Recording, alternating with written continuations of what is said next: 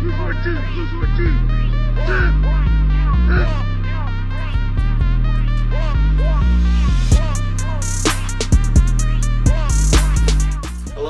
welcome to our 6th episode, 7th week of Aces Wild. We missed one, sometimes that happens. This week we have a good show for you. We have 2 of the members of the league on. That is the Matchmaker, Tyler Vordenberg, is dropping in for an appearance, as well as Conner McPeak, Farewell Guru, one of the higher scorers of this season. We're of course going to also go around the league quickly first. We're going to hit some power rankings and share the tweet of the week. So let's go around the league. Around the league. All right, we have 4 teams at 3 separate record levels. So 4 teams at 4-2, 4 teams at 3-3, and 4 teams at 2-4. So even the worst teams are only 2 games back after 6 weeks of play. Very close league. It's been fun to see how people built their teams with the money they had and how they continue to evolve. We've seen a lot of teams struggle for quarterbacks. We've seen teams having trouble filling a third receiver spot. Even teams that really can't field 2 serviceable running backs. So it's been really fun. It's still very close. Nobody's out of it by any means. There's no value placed on how many points you score. So it is about your wins and loss records. I know that we like to look at the points when we're talking about how strong teams are, but really it just comes down to your record, just like the NFL. So it's a close league. It's been exciting. Secondly, I wanted to point out that I've asked people for feedback about changes they might like last year. We'll be doing another survey, questionnaire, vote type scenario on anything that makes the proposal vote. So right now we're talking a little bit about third receiver spot changing into a flex spot where you can play receiver, running back, or tight end. We've seen a lot of people having trouble filling that third receiver spot like I mentioned. So that would really kind of change some of the dynamics and give you a lot more flexibility, hence the name Flex. Another issue was people were asking for independent defensive players. That's something that's certainly worth talking about. A lot of leagues do it. I'm in a lot of leagues that do it also, and I'm sure many of you are. So, we'll put it up to a vote. And an IR spot also for the sake of our keeper format. We saw that kind of plagued Tim this week. He dropped Julio, and then Dave Warner picked him up for 40. I don't know if Dave Warner's planning on keeping him and then spending 45 on him next season, but an IR spot may make sense, so that'll probably make the ballot as well. And lastly, around the league, I would like to quickly say congratulations. I should do this more often, but congratulations to our Week 6 weekly winner, Rob Zirkle. He scored 144 points against Alex Quay. It was the 2 highest scores in that matchup of the week, so that was very impressive. Quay could just as easily came away with the high score there. And so $10 to Rob. Let's move on. All right, time now for another segment of the Matchmaker. Matchmaker, matchmaker, make me a match. Find me a find, catch me a catch. Matchmaker, matchmaker, look through your book and make me a perfect match. We are here joined with our favorite matchmaker, Tyler Vordenberg. Good evening, Tyler. Good evening to you too, Dave. So, who do you have as can't miss plays this week in your Matchmaker lineup? Oh, I got some goodies this week, Dave. I got one that might surprise you this week at quarterback. It's Eli. Eli has put up some bad numbers and he's put up some good yardage. He's put up about 1,700 yards. He's in the top 5 when it comes to quarterbacks, but he's put up 15 interceptions. But he's going up against the Vikings this week, and they're 29th against the pass. So I still think he can put up some good numbers, but I think people might be a little hesitant to pick him just because he's put up that many interceptions. I think that's Pippus that has him, but I mean Eli is surrounded with good weapons. So, and who knows this week? Maybe this is the week they turn it all around, right? Yeah, I mean with them putting up Freeman up for QB, I saw you picked him up this week off waivers. So yes, I did. Dog you. For wide receiver, I went with AJ Green. They're going against Lions this week.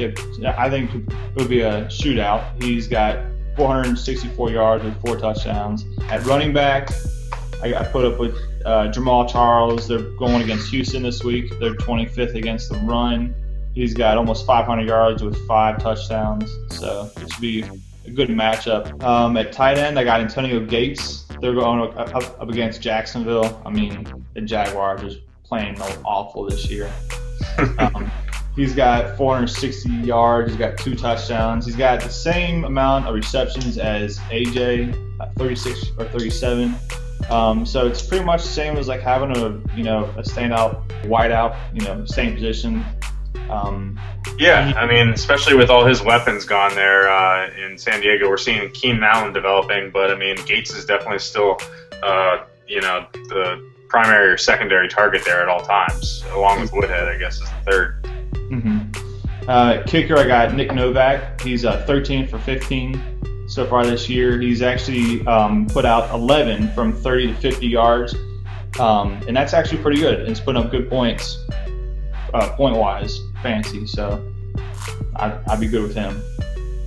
Defense-wise, I would be Kansas City. They put up great numbers this year. 31 sacks, 10 interceptions, 3 of them for touchdowns, 5 forced fumbles, and one of those actually for a touchdown, and 1 return for a touchdown, and that was Dexter McCluster. So I'd say I go KC this week because you don't know who the Texans have at quarterback this week. They have Keenum, you might have Yates. You never know who they're going to put up with who am I thinking going down? Stroud going down. Yeah, Schaub going down. Since I have you on the line here, it's a tough couple of weeks. I think you're few losses in a row, maybe 3 or 4. Yeah, 3 in a row. I think it is. I was at 2-2, or I think it was. Yeah, it's been bad. My players have been performing up to my expectations, to say the least. Well, you got a big matchup against Jonathan Pimpus this week. He's been a perennial high scorer.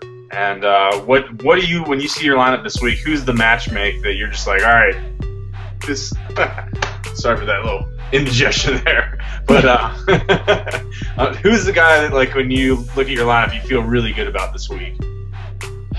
I'd probably say Ray Rice. I think he really needs to step up this week against that Pittsburgh defense. I think they're aging. I don't think they have the defensive line to really step up and stop him. He hasn't put up the numbers that I was expecting him to do this year. I mean, he's been hurt a little bit, but hopefully they'll, pound that ball, pretty much all game. And you wouldn't be saying that just because you're a Bengals fan, right? No, not at all. All right, Tyler, thanks so much for joining us this week. Anytime, sir. And that's our matchmaker. All right. So, we're going to do the opposite of that speed for this power rankings because last week seemed a little bit long, I'm not going to lie.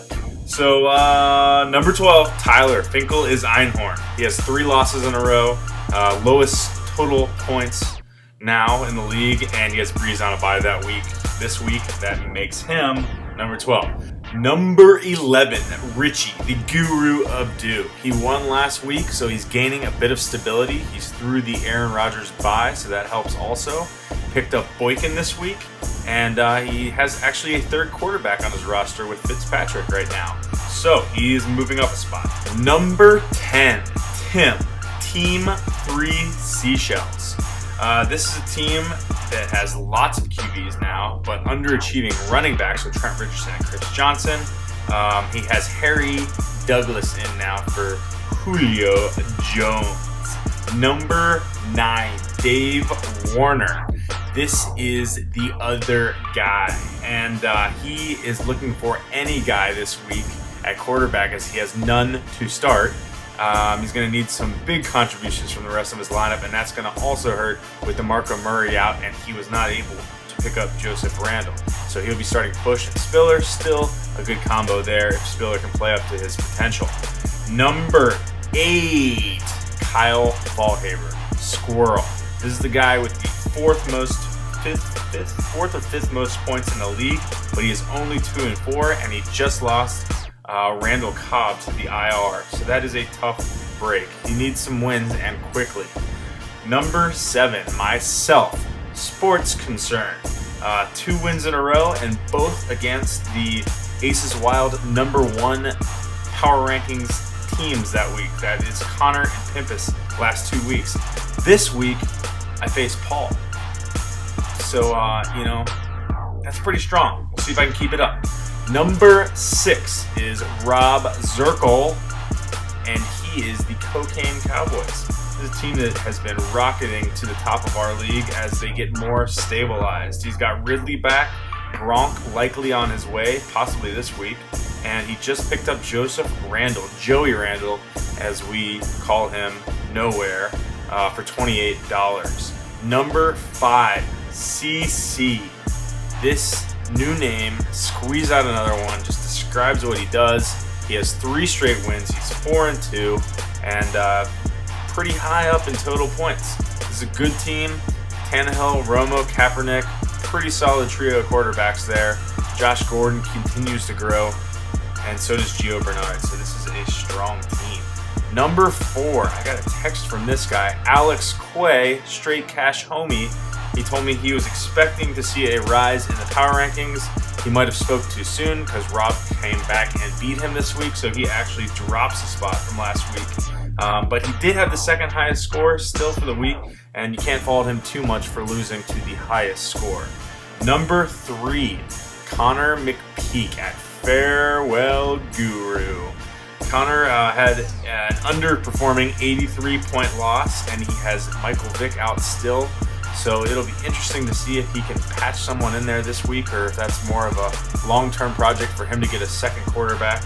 But we will see how he does, and if he can continue to keep putting up points like he does on Peyton's arm. Number 2, our former number 1, oral raping, Jonathan Pimpus. As you heard in the Matchmaker, he's got Eli going against a weak Minnesota defense. So we'll see if the Matchmaker is correct there. He also has the most points in the league, and what I would like to call a layup against Tyler. I've said it. So he's going to have to pick up a tight end with Graham out. I think he's going to go with Jordan Reed, and that is our number 2. He's dropping from number 1. He's 3-3. He's got to put some wins on the board to stay on top. Speaking of wins, number 1, Paul Cinquina, the Bachelor, living out one of his last weeks of fantasy football bachelorhood, wiping his own ass with the team name I Wipe My Own Ass. Horrifying logo. He has 4 straight wins. He's the 4th most in points, but again, he's up there in points and wins, and he's just streaking red hot right now with 4 straight wins unanswered. So we will see if he can keep it up. As I mentioned, he's playing me this week, and I've knocked the former number 1s off the past 2 weeks. So the challenge is out there. Paul! We are talking to one of the powerhouses today in our one-on-one interview. That, of course, is Conner McPeak, otherwise known in our league as Farewell Guru. Speaking to us live from Orlando, Florida, but with a Steelers sweatshirt on. How are you doing, Conner? I'm doing well. It's, kind of dark outside. I don't know if it's still dark out there.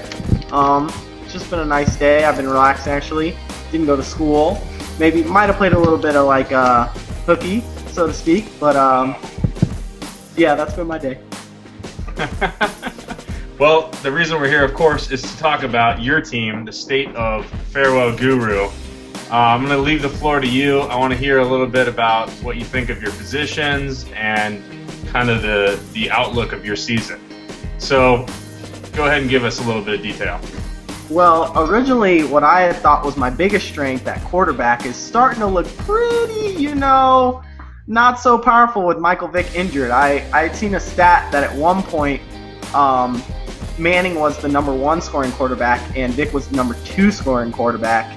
And now with Vick injured and the door open for Foles being the permanent starter, I might be on the market for another quarterback, so we'll see what happens there. But I mean, Peyton's still, he's putting up numbers that are ridiculous, like history breaking, so I'm pleased with that. And then when I move on to receivers, it's interesting because, I got Anquan Bolden for so cheap, and he's really, sometimes he's lived up to that cheapness. He's only given me about 1 or 2 points. And then, Wes, you always get the double trouble between Wes and Peyton Manning. And then T.Y. Hilton is normally a pretty solid flex in there, and sometimes I'll put Austin in there, and he'll normally pick up a touchdown, because just with the speed factor.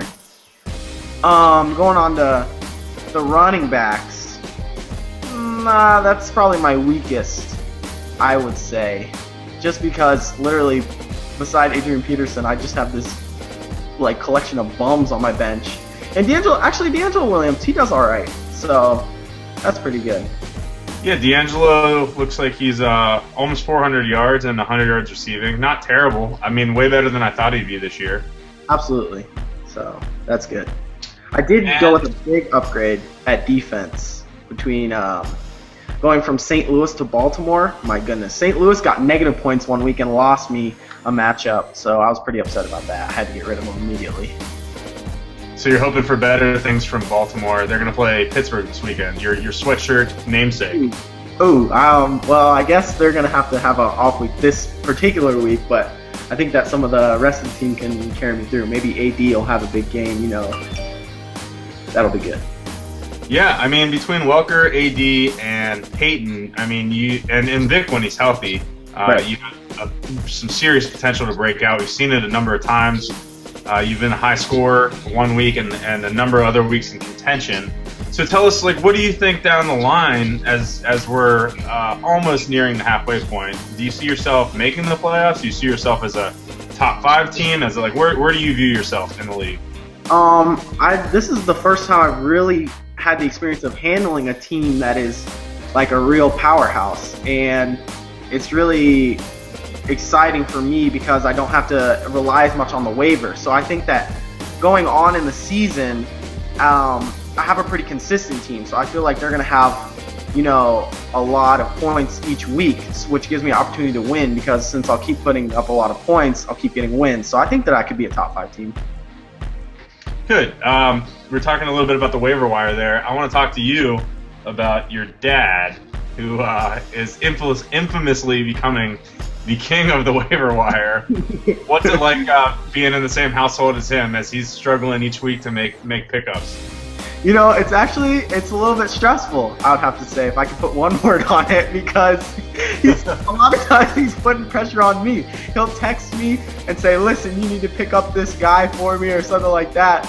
And I'll be like, come on, man, really? You're going to put that on me? Or he'll say, who do I need to pick up? Or he wants me to do all of his research for him because, he's a busy guy and I'm not nearly as busy. So he puts a lot of pressure on me, and he's always trying to propose a new trade to me I'm just like, what is this? And he's always asking me if I want to trade. So it's pretty crazy, and I'm pretty sure he's already spent all of his waiver money, so that's bad too. Yeah, he's down to 0, and we're going to be keeping an eye on him for this poo-poo platters he likes to offer family members. He's actually getting upset as we're mid-interview, so... When you run the man into the ground, you got to run that man into the ground when he's around. You don't run a man into the ground when he ain't around. I don't want anybody to see me. I want him to hear me.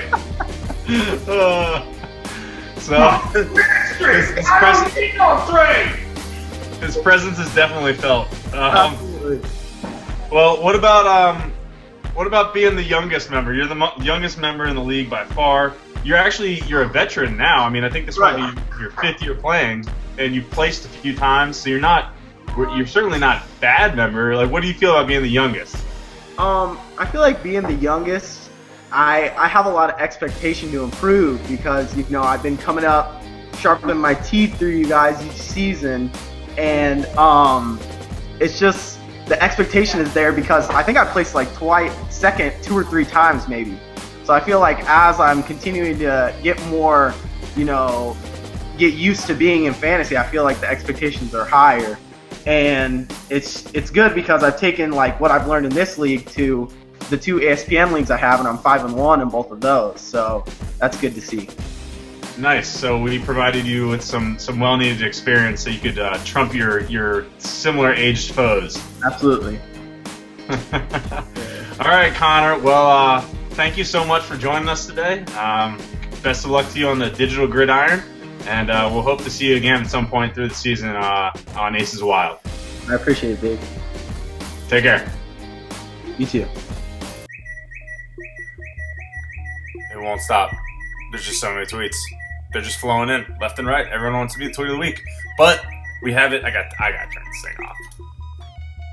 Check those later. I'm sure we'll have some good ones for next week.